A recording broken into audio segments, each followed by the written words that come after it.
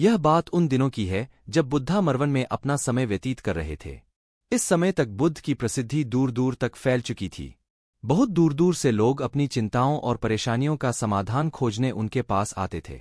ऐसे ही एक दिन जब बुद्धा मरवन में अपने शिष्यों को प्रवचन दे रहे थे तो एक अधेड़ उम्र का व्यक्ति अपने 20-21 वर्ष के पुत्र को अपने साथ लिए बुद्ध की तरफ चला आ रहा था।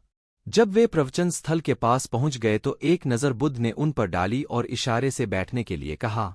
जब प्रवचन समाप्त हो गया और सभी लोग वहां से चले गए तो बुद्ध ने उस व्यक्ति को अपने पास बुलाया और बैठने के लिए कहा। वहां चारों तरफ हरियाली छाई हुई थी। मौसम बहुत सुहाना था और तरह तरह के पक्षियों की आवाजें गूंज रही थी। ऐसा नजारा देखकर उस व्यक्ति को अंदर से असीम शांति महसूस हो रही थी। इसके बाद बुद्ध ने उस व्यक्ति से आने का कारण पूछा तो इस पर व्यक्ति ने कहा, हे तथागत, मैं 2 दिन की लंबी यात्रा करके अपने पुत्र को आपसे मिलवाने लाया हूं। यह मेरा इकलौता पुत्र है और यह हर समय थक्का थक्का रहता है। ऐसा लगता है जैसे इसके अंदर कोई जान ही नहीं है, कोई प्राण ही नहीं है। इसका स्वभाव भी काफी चिड़चिड़ा हो गया है।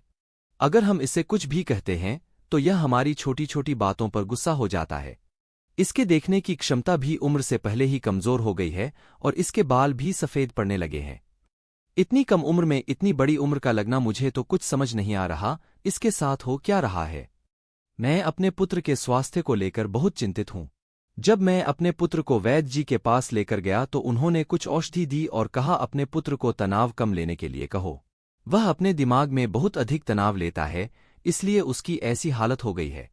लेकिन मुझे उनके बहुत समझाने के बाद भी तनाव का मतलब समझ नहीं आया। मुझे नहीं पता कि तनाव होता क्या है, यह किन कारणों से आता है और उसे कैसे अपने पुत्र के दिमाग से निकालूं। लेकिन मुझे सबसे पहले तो यह समझना है कि तनाव होता क्या है, इसीलिए मैं आपके पास आया हूं।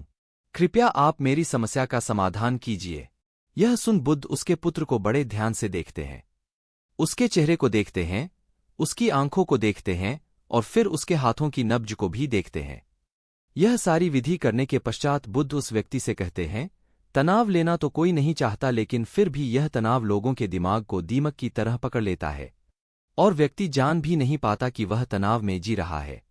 लेकिन अगर व्यक्ति तनाव के कारणों को अच्छे से समझ लेता है और तनाव के बारे में कोई ऐसा पैमाना बना लेता है जिससे वह जान सके कि वह कितने तनाव में है, तो वह इस समस्या का समाधान भी खोज सकता है।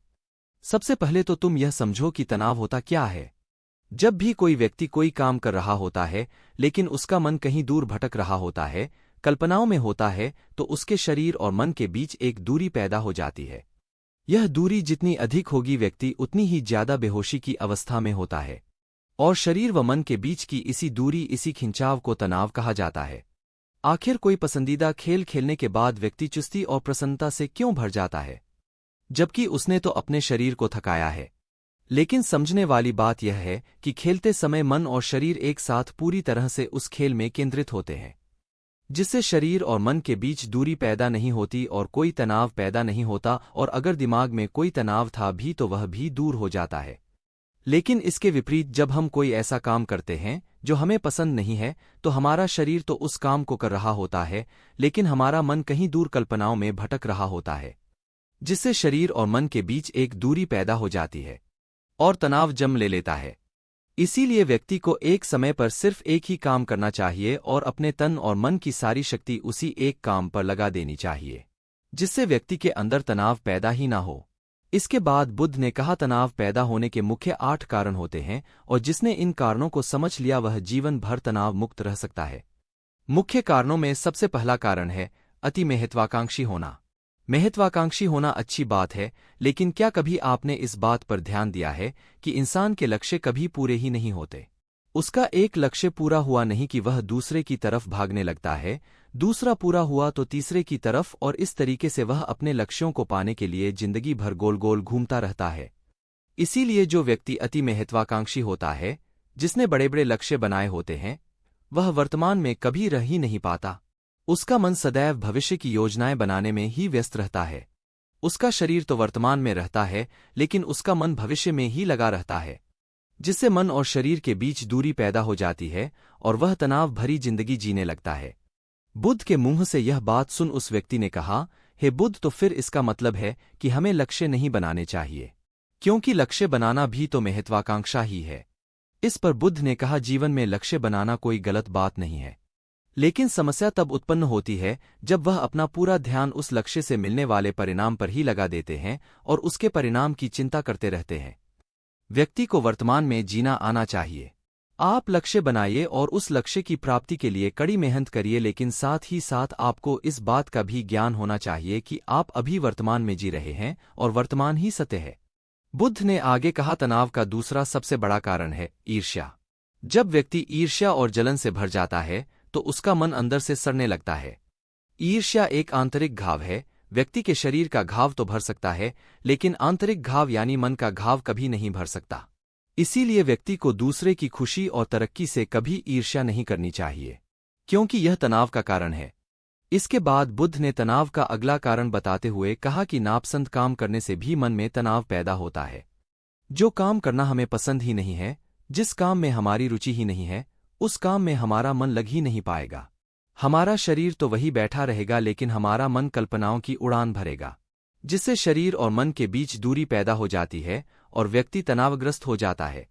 इसीलिए इंसान को हमेशा अपनी रुचि के अनुसार ही कार्य करना चाहिए। अगर व्यक्ति ने यह पता कर लिया कि उसे कौन सा काम करना पसंद है और वह उसी काम को अपने जीवन का लक्ष्य बना लेता है, तो फिर वह काम उसके लिए काम नहीं बल्कि खेल बन जाता है। फिर बुद्ध ने कहा, तनाव का चौथा कारण होता है किसी दूसरे से अपेक्षाएं रखना।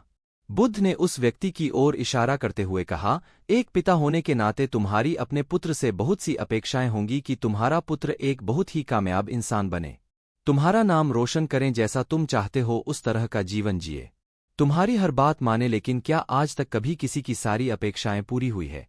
जब भी कोई व्यक्ति किसी दूसरे से कोई अपेक्षा रखने लगता है तो वह अनजाने में अपने लिए तनाव पैदा करने लगता है।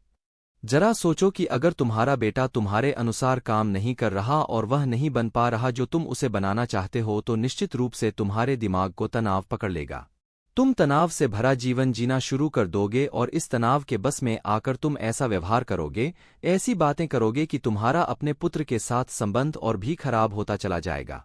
इसीलिए व्यक्ति को जितना हो सके उतनी कम अपेक्षाएं दूसरों से रखनी चाहिए, और अगर पूरी तरह से तनाव मुक्त रहना है तो दूसरों से अपेक्षा रखना ही बंद कर दो। इसके बाद बुद्ध ने कहा कि शारीरिक कष्ट भी इंसान के तनाव का एक कारण होता है। जब व्यक्ति किसी शारीरिक पीड़ा से गुजर रहा होता है तो उसका पूरा ध्यान बस अपने उस शारीरिक दर्द पर होता है और वह पूरे दिन बस उसी के बारे में सोचता रहता है, जिससे उसका मन दुख के विचारों से भर जाता है और ऐसी स्थिति में व्यक्ति तनावग्रस्त रहने लगता है। यह सुन उस व्यक्ति ने कहा कि हे बुद्ध, शारीरिक दुख तो किसी भी व्यक्ति को हो सकता है, तो फिर क्या व्यक्ति जीवन भर तनाव में ही जिएगा? इसका जवाब देते हुए बुद्ध ने कहा कि इंसान को यह बात समझनी चाहिए कि हमारा जीवन दुखों का आधार है। जैसे जैसे हमारा जीवन आगे बढ़ता है, इसमें दुख आते हैं, बीमारियां आती हैं और फिर अंत में मृत्यु भी आती है। तो बीमारियां इंसान के जीवन का अभिन्न अंग है, कोई इनसे बच नहीं सकता। बस किसी के जीवन में यह समय से पहले आ जाती है तो किसी के बाद में, पर आती सबको है। जब इंसान का मन इस बात को अच्छे से समझ लेगा तो फिर वह अपनी बीमारी के बारे में सोच सोचकर ज्यादा तनाव नहीं लेगा, क्योंकि यह हमारे जीवन का अभिन्न हिस्सा है और इसके लिए व्यक्ति को शारीरिक रूप से भी अभ्यास करते रहना चाहिए। अपने जीवन में व्यायाम और स्वस्थ जीवन शैली को भी जगह देनी चाहिए ताकि उसका शरीर लंबे समय तक निरोगी रहकर सही से काम कर सके। तनाव का अगला कारण होता है अपनी योजनाओं को समझने के लिए समय न देना। कुछ लोगों के दिमाग में कोई विचार आया नहीं है कि वह बिना सोचे समझे उस पर काम करना शुरू कर देते हैं, और जब उस काम में उन्हें असफलता मिलती है तो वह तनाव से भर जाते हैं, क्योंकि उन्होंने उस काम को शुरू करने से पहले उसके बारे में पूरी जानकारी इकट्ठा नहीं की थी। इंसान को कोई भी काम शुरू करने से पहले उसके अच्छे और बुरे परिणामों के बारे में ठीक से सोच विचार कर लेना चाहिए। इंसान को इस बारे में भी सोच लेना चाहिए कि अगर यह योजना सफल नहीं हुई तो फिर इसके बाद मैं क्या करूंगा। इसलिए व्यक्ति को अपनी योजनाओं को ठीक से समझने के लिए पूरा समय देना चाहिए, ताकि बाद में उस योजना की वजह से तनाव पैदा ना हो। तनाव का सातवां सबसे बड़ा कारण होता है टाल मटोल करना, आज के काम को कल पर टालना। आप लोगों ने यह कहावत तो सुनी होगी कि आलस्य इंसान के शरीर का सबसे बड़ा शत्रु है। इंसान आलस्य की वजह से आज के काम को कल के लिए टाल देता है और फिर काम को टालना उसकी आदत बन जाती है। काम को कल पर टालने वाले व्यक्ति का काम कभी भी समय पर पूरा नहीं हो पाता, और अगर किसी तरह से पूरा हो भी जाता है तो वह उतना अच्छा नहीं हो पाता जितना अच्छा उसे किया जा सकता था, और फिर यह बात व्यक्ति के अंदर तनाव पैदा करती है। लेकिन काम को टालना या काम को एकदम अंत समय पर करना एक आदत है, इसीलिए व्यक्ति ना चाहते हुए भी बार बार अपनी इस आदत का शिकार बन जाता है और काम को टालता रहता है। और फिर जब काम की समय सीमा पास आ जाती है तो वह तनाव से भरकर काम को पूरा करने का प्रयास करता है।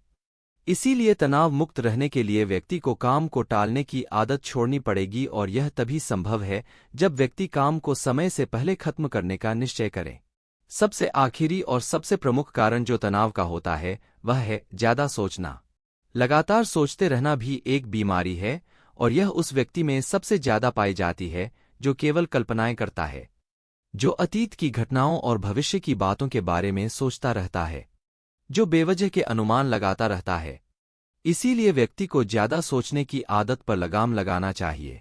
इसके लिए जितना हो सके खुद को काम में व्यस्त रखना चाहिए और हर दिन ध्यान का अभ्यास करने को अपने जीवन का हिस्सा बना लेना चाहिए। दोस्तों, यदि आपको यह वीडियो पसंद आ रहा है तो कृपया हमारी इस वीडियो को लाइक जरूर कर दें, क्योंकि आपके एक लाइक से ऐसी ही वीडियोस और बनाने के लिए हमारा प्रोत्साहन बहुत बढ़ जाता है। बुद्ध के मुंह से यह सारी बातें सुनकर उस व्यक्ति ने हाथ जोड़कर कहा, हे बुद्ध, मेरा पुत्र तो अभी मात्र 21 वर्ष का ही है और इसमें अभी इतनी समझ भी नहीं है कि यह आपकी बताई सारी बातों का एक साथ पालन कर सके। आप कृपया करके तनाव मुक्त रहने का कोई आसान सा तरीका बता दें, जिससे मेरा बेटा उसका अनुसरण भी कर सके और तनाव मुक्त भी रह सके। उस व्यक्ति की यह प्रार्थना सुन बुद्ध ने कुछ सोचते हुए जवाब दिया, अगर तुम इतनी सारी बातों का पालन नहीं कर सकते तो इसके लिए एक बहुत ही आसान विधि है। तुम एक बार में एक काम को करने पर ध्यान लगाओ। जिस समय जो काम कर रहे हो उस समय पर सिर्फ उसी काम को करो, सिर्फ उस पर ही अपना पूरा ध्यान लगाओ, और अगर तुम्हारा मन इधर-उधर भटक जाता है तो जैसे ही तुम्हें याद आए फिर से वापस अपने मन को उसी काम में लगा दो। यह सबसे आसान और अच्छा तरीका है तनाव मुक्त रहने का। जब तुम भोजन करो तो उस समय सिर्फ भोजन ही करो, उसके पूरे स्वाद का आनंद लो, उसे अनुभव करो। जब चलो तो अपना पूरा ध्यान सिर्फ चलने पर लगा दो।